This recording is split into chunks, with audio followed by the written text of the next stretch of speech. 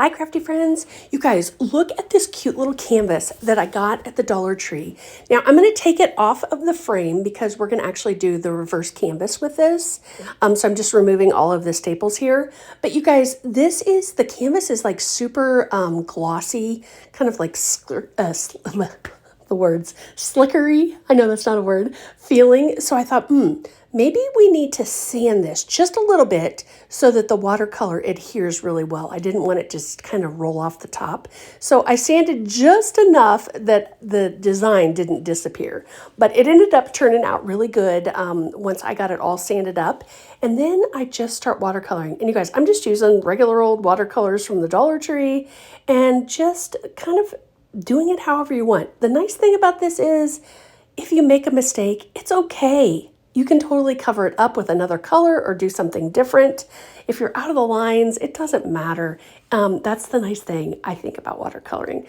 It is super like almost therapeutic just to sit and do this. I had so much fun. I had a little bit of music on and was just kind of doing my thing, hanging out, which I love crafts like this. I guess maybe because I love to color as well. But anyways, all right, back to the watercoloring. What I would do sometimes is I would kind of start light by adding a lot of water, and then it would be almost too light. So then I would go back in and just kind of do like some highlights in some areas. Now you can see some of those flowers have like a lot of dark to it. So what I ended up doing is I took some of the white paint after everything was dried up and kind of went over those areas just to kind of lighten that darkness. But you know, you can mix the colors to get the exact color that you want, or close to it, that is.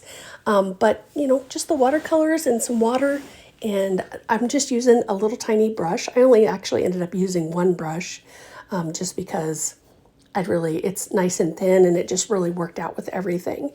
Now, again, don't worry if you get out of the lines, you guys. It doesn't have to be perfectly perfect. That's the cool thing about watercoloring. It was funny, as I started to add a little bit of water in, some of these little ones, I've used this one before in the watercolor set there, some of them were like so dried up they were flung out of there, so I just pushed them back in and kept it going, and I was like, we're going to use all of these up. We're going to make it happen. I know another thing I wanted to tell you. When you were sanding, I think I used 120 sandpaper. I don't think I said that before.